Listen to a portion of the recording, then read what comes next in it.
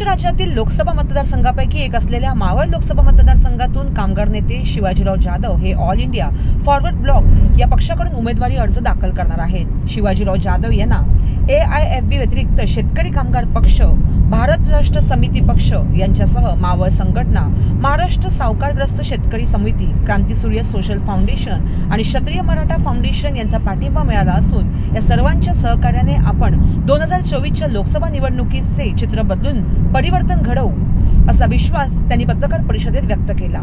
ऍक्टिव्हिटीमध्ये काम होतं। आता मी पहिल्यांदा कुठल्या तरी पक्षातून किंवा इलेक्शनच्या माध्यमातून पॉलिटिकल ऍक्टिव्हिटी सुरू करतोय, तर चला तुम्ही म्हणू शकता की मी एक नव्या दानाचा नेता आहे। आता बघूयात आपण सरांचे जे काही प्रश्न आहेत त्याच्यावर आम्ही चर्चा करूनच याच्यामध्ये याचा निर्णय घेतलेला इलेक्शन मध्ये। तर निश्चितपणे इथले लोक हे सरांची मत असं नाही, तर इथल्या स्थानिक लोकांच्या भावना आहेत आणि त्या भावनांचा आदर केला पाहिजे, हेच तर राजकीय नेत्यांचं काम आहे। आमचं हे एक आठवड्यापूर्वीच आमचं सगळं हा निर्णय झालेला आहे। त्याच्या आधीपर्यंत आमचं वेगळ्या पद्धतीने चर्चा चालू होती, परंतु ज्यावेळेस अनेक लोक एकत्र येतात आणि भेटतात आणि त्यातून कुठेतरी निर्णय घ्यायचा असतो। आता आज माझ्या बरोबर इथं उपस्थित 3 पक्ष आहेत, अजूनही काही पक्ष आहेत ज्यांचा पाठिंबा जाहीरपणे डिक्लेअर होईल नंतर, परंतु 3 लोकांचं तिकीट तर आपण घेऊ शकत नाही, 3 लोकांचा AB फॉर्म घेऊ शकत नाही। तर मग ऑल इंडिया फॉरवर्ड ब्लॉकचा आम्ही जस्ट काही दिवसांपूर्वीच निर्णय घेतलाय आणि सुभाषचंद्र बोस सारखी एक प्रतिमा त्याच्या मागे आहे, बघ कंपनी उभी, एक मला खूप महत्वाचं वाटलं। दुसरी गोष्ट, काल परवा जो इलेक्ट्रो बॉन्डचा प्रकार झाला तो जर पाहिला तर त्याच्यामध्ये जवळजवळ बऱ्यापैकी सगळे पक्ष इन्व्हॉल्व आहेत, पण जे पक्ष इन्व्हॉल्व आहेत असे 3-4 पक्ष आहेत, त्यातला हा एक पक्ष आहे, याचं नाव कुठं त्या इलेक्ट्रो बॉन्ड मध्ये नाही। आणि खरं म्हणजे हा विषय आता निर्णय म्हणून बोलतो की इलेक्ट्रो बॉन्ड सारखा मोठा भ्रष्टाचार खरं तर तुमच्या सर्वांच्या माध्यमातून इतक्या मोठ्या प्रमाणामध्ये हायलाइट व्हायला पाहिजे होतं, तेवढं झालेलं नाही। कदाचित सर्वसामान्य जनतेला इलेक्ट्रो बॉन्ड म्हणजे काही कळालं नाही, ते तुमच्या मार्फत कळावं अशी मी या ठिकाणी अपेक्षा व्यक्त करतो। मी तेच म्हटलं सर की माझ्यासाठी ही निवडणूक नाहीये, ही निवडणूक हे एक आंदोलनाची सुरुवात आहे आणि उद्या कदाचित मी निवडूनही आलो तरी मला वाटतंय की मला खात्री आहे की या देशातली सध्याची जी परिस्थिती आहे तर मला संसदेमध्ये जास्त कमी आणि रस्त्यावर जास्त राहावं लागणार आहे, कारण ही आंदोलन रस्त्यावर उतरल्याशिवाय पूर्ण होणार नाहीयेत। खऱ्या अर्थानं कष्टकरी जनतेला न्याय मिळवून द्यायचा असेल तर रस्त्यावर उतरावं लागणार आहे आणि मला वाटतं माझ्याबरोबर तुम्हाला उतरावं लागणार आहे, तेव्हाच होईल। सर, पुढची रणनीती कशी असेल? सभा कशा असतील, स्टार प्रचारक कशा असतील, मुद्दे कसे असतील, काय? आमचा भर फार मोठ्या सभांवर नाहीये, आम्ही कोपरा सभांवर विश्वास ठेवतो, कारण कामगार क्षेत्रामध्ये आमच्याकडे कोपरा सभांची आम्हाला सवय असते। म्हणजे आमच्याकडे सुद्धा अगदी वेलफेअर कमिटी वगैरे दर 2 वर्षांनी इलेक्शन व्हायच्या आणि दर 2 वर्षांनी आम्हाला 30-30, 40-40 सभा घ्याव्या लागायच्या आणि त्या सभांचा आम्हाला खूप चांगला अनुभव आहे। तर आमचा छोट्या सभांवर फार भर राहील, मग सोशल मीडिया या माध्यमातून प्रचार होईलच आणि आमचे कार्यकर्ते जे त्यांच्यावर आमचा जास्त विश्वास आहे। कार्यकर्ते 1 to 1 हाऊस टू हाऊस जाऊन प्रचार करतील, पत्रकार निघतील, मॅनिफेस्टो निघेल, या सगळ्या माध्यमातून प्रचार यंत्रणा राबवली जाईल। नव्याने मावळ लोकसभेमध्ये करायला घेतलेला आहे। या ठिकाणी आदरणीय क्रांतिकारक नेताजी सुभाषचंद्र बोस यांचा पक्ष ऑल इंडिया फॉरवर्ड ब्लॉक या पक्षाचे उमेदवार श्री शिवाजीराव जाधव साहेब हे मावळ लोकसभेमधून उमेदवार असणार आहे। महाराष्ट्रातील इतर पक्षांचाही त्यांना पाठिंबा आहे, तो पाठिंबा दर्शवण्यासाठी आम्ही या ठिकाणी त्यांच्यासोबत उपस्थित आहोत। महाराष्ट्रात भारत राष्ट्र समिती हा पक्ष आणणाऱ्या प्रमुख 3-4 लोकांपैकी मी एक असून मी पाठिंबा देण्यासाठी या ठिकाणी भारत राष्ट्र समितीतर्फे उमेदवाराला पाठिंबा देण्यासाठी या ठिकाणी उपस्थित आहे। शेतकरी कामगार पक्षाचे नेते चंद्रशेखर पाटील साहेब आणि प्रकाश पाटील साहेब या ठिकाणी पाठिंबा देण्यासाठी उपस्थित आहेत। महाराष्ट्रातील अनेक नामवंत संघटना यांनी सुद्धा उमेदवाराला पाठिंबा देण्यासाठी या ठिकाणी ते उपस्थित राहिलेले आहेत, त्यांचे प्रतिनिधी उपस्थित आहेत। आता या संघटना किंवा महाराष्ट्रातील हे पक्ष यांनी श्री शिवाजीराव जाधव साहेब यांना पाठिंबा देण्याचा का निर्णय घेतला याची काही प्रमुख कारण आपण या ठिकाणी चर्चेत आणणार आहोत. सर्वप्रथम आपल्याला शिकलेला उमेदवार मिळावा, शिकलेला लोकप्रतिनिधी मिळावा, त्याला जनतेच्या प्रश्नांची जाण असावी, माहिती असावी, जाण असावी आणि सुटकेस त्या प्रश्नापासून जनतेला सोडवण्यासाठी त्यांनी प्रयत्न करावा, ही अपेक्षा ठेवणं काही गैर नाही. त्यामुळे ग्रॅज्युएट असलेले आपले उमेदवार श्री शिवाजीराव जाधव साहेब यांना लोकपसंतीची क्रमांक 1 ची मतं मिळतील असा आम्हाला विश्वास आहे. म्हणून आम्ही त्यांच्या पाठीमागे उभं राहण्याचा निर्णय घेतला.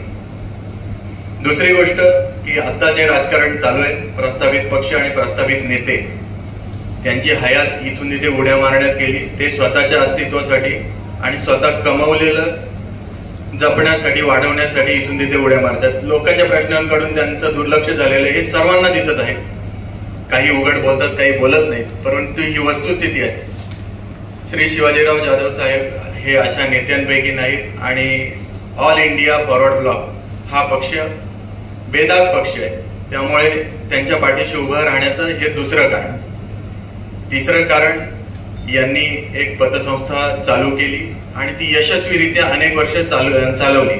1.5 लाख सभासद असलेले हरिओम क्रेडिट कोऑपरेटिव्ह सोसायटी ते चालवतात. 350च्या आसपास त्याचं टर्नओव्हर आहे आणि आजपर्यंत ती बेदागपणे चालवली. त्याच्यावरती कुठल्याही प्रकारचा डाग लागून दिलेला नाही. लोक त्यांच्या कामावरती, कार्यशैलीवरती खुश आहेत. हे तिसरं कारण. चौथं कारण, ते युनियन लीडर राहिलेले आहेत. अनेक वर्ष त्यांनी ऑर्डिनन्स फॅक्टरीमध्ये असताना ते युनियन लीडर राहिले. हजारो लोकांचं प्रतिनिधित्व राष्ट्रीय स्तरावरती केलं. त्यामुळे संघटनांतर्गत निवडणुकांचा त्यांना व्यवस्थित माहिती आहे. सर्व पक्षीय नेत्यांबरोबर त्यांची उठबस आहे. राजकारण कसं केलं जातं आणि स्वहितासाठी कसं केलं जातं हे त्यांना माहीत असल्यामुळे लोकांच्या हितासाठी आपण यात उतरलं पाहिजे ही त्यांची मानसिकता होती आणि तोच धागा पकडून आम्ही त्यांना पाठिंबा देण्याचं या ठिकाणी ठरवलेलं आहे. यामध्ये आमचा ठाम विश्वास आहे. अनेक वेळा खासदार राहिलेले श्री बारणे साहेब असतील किंवा त्यांचे प्रतिस्पर्धी म्हणून पाहिले जाणारे वाघेरे साहेब असतील, यांच्यापेक्षा श्री शिवाजीराव जाधव साहेब सर्व बाबतीत उजवे आहेत आणि ते मोठ्या संख्येने निवडून येतील याची आम्हाला खात्री आहे. महाराष्ट्रात BRS पक्ष लोकसभा लढवत नसल्यामुळे, आमचा हक्काचा उमेदवार नसल्यामुळे BRS पक्षाच्या वतीने मी या ठिकाणी जाधव साहेबांना पाठिंबा देतो असे मी जाहीर करतो.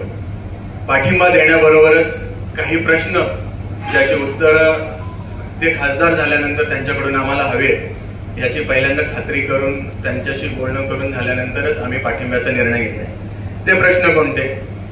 तर पहिला प्रश्न, आपल्या महाराष्ट्रात जो कोस्टल एरिया आहे त्याचा एक राजा होऊन गेला. छत्रपती शिवाजी महाराजांसाठी ज्यांनी काम केलं असे दर्या सरखेल, कान्होजी आंग्रे यांचं इतकं मोठं कर्तृत्व असताना उत्तर भारतीय एक नेत्याचं नाव इथल्या सेतूला दिलं जातं. ते पंतप्रधान असतील, त्यांना भारतरत्न पुरस्कार असेल, सर्व ठीक, परंतु सागरी सीमेवरती ज्या काही घडामोडी होतात, आमच्या भूमिपुत्र ज्यांनी इतिहासात नाव गाजवलेलं आहे, पराक्रम गाजवलेलं आहे, इंग्रज, डच, पोर्तुगीज अशा शत्रूंना बाहेर ठेवलेलं आहे, सागरी सीमांचं रक्षण केलेलं आहे, त्या सरखेल आंग्रेंवरती का बरं इतका राग यांचा? त्यांचं नाव न देता तुम्ही अटल सेतू म्हणून नाव देता.